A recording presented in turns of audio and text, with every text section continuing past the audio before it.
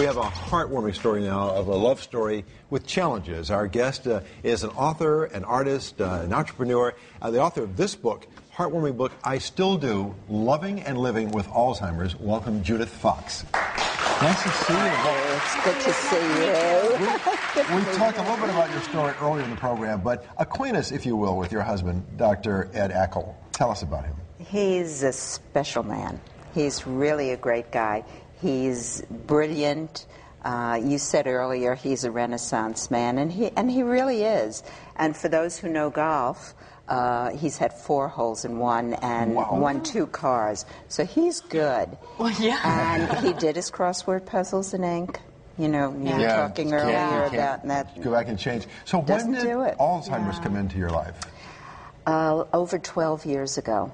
Only really before Ed and I married. I was widowed and he was divorced when we married. It did occur to me that he might have Alzheimer's. How old was he at the time? He was about 70, late 60s, early 70s, but a very vital man who always ate the right foods and kept physically and mentally active all his life. Mm-hmm. What are the challenges you face now? How has this affected your life together? It's changed our lives totally. We were both led very expansive lives. Ed consulted around the world. I traveled around the world. I had a business that was really a very good-sized business. We were both involved in politics and in our community. And after the Alzheimer's became a bigger and bigger part of our lives became increasingly narrow. Yeah. And for the first 8 years, I chose to be Ed's sole caregiver. So my world was Alzheimer's, learning about it and being with Ed, and our friends were people we met through Alzheimer's. Why did you decide to do the book? And as we talk about it, we'll have some pictures we're going to show from the book. Pictures that you took, I should mention. Yes. Why did you do this book? Originally, I started it as an artistic challenge to myself. I've been a photographer since I was a kid, basically. This is Ed? Yes, that's my handsome husband. And I had read a book called The Model Wife, and it was about 9 iconic male photographers and their wives who were their muses. And when I read the book, I thought, great, but where's the model husband? And I realized that there really weren't a lot of female artists, number one, and certainly not a lot of female artists whose husbands or boyfriends or lovers were their muses and their models.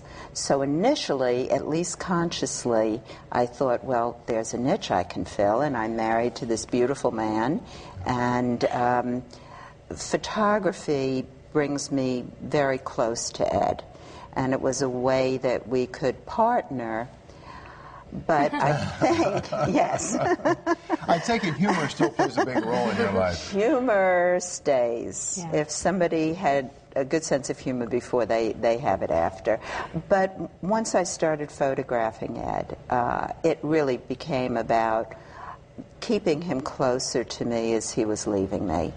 And it developed into a very different kind of project. You know, some of the most difficult moments when you have a loved one diagnosed with Alzheimer's is that sometimes they're present and then sometimes they're not. Right. They may not, they don't remember possibly you or your past. How do you deal with those moments? I mean, what should people do? That's one of the most difficult things about Alzheimer's, because it's an emotional roller coaster. And one of the things that happens, because it's so slippery, is during those very lucid moments, especially early on, we all have a tendency to hope. Yeah. And so I think there's opportunity for denial in the early stages of the disease. But there are a lot of things we can learn and need to learn about how to deal with Alzheimer's in someone who has it. And one of the things is that whether they're lucid or not, they're still there. And we need to treat them with the respect and dignity that they deserve and that every human being deserves, and that they were treated with before the disease.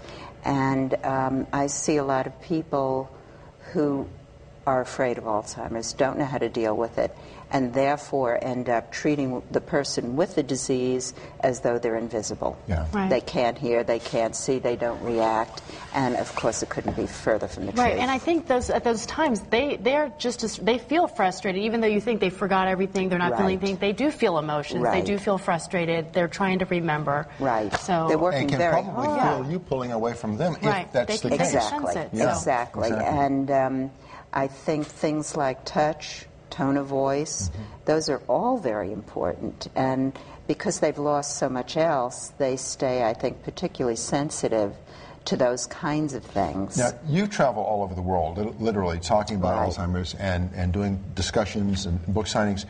How do people respond who have loved ones who have Alzheimer's? Oh, it's so heartwarming. They touch me every time with their stories. And I think because Alzheimer's has been in the closet for so long, and I think still is in many ways, I find that this provides them with an opportunity to feel less isolated and an opportunity to talk about it, ask questions, and people are desperate for that. I mean, just desperate for it. One of the quotes that touched me the most was near the end of the book, and I'm not sure if I quoted right, but it said something like, sometimes he forgets that we're married, but he never forgets that he loves you and you love him. Right. Yeah. That's something he never forgets. That is so awesome. And I love the title of the book, I Still Do. Judith and I have been friends for more decades than we'd like to acknowledge. I loved you then, and I still do. So thank you so much for coming on the show. Thank you, both of you. More information on Judith's book is on our website. Have a great weekend. We'll see you next week. Bye.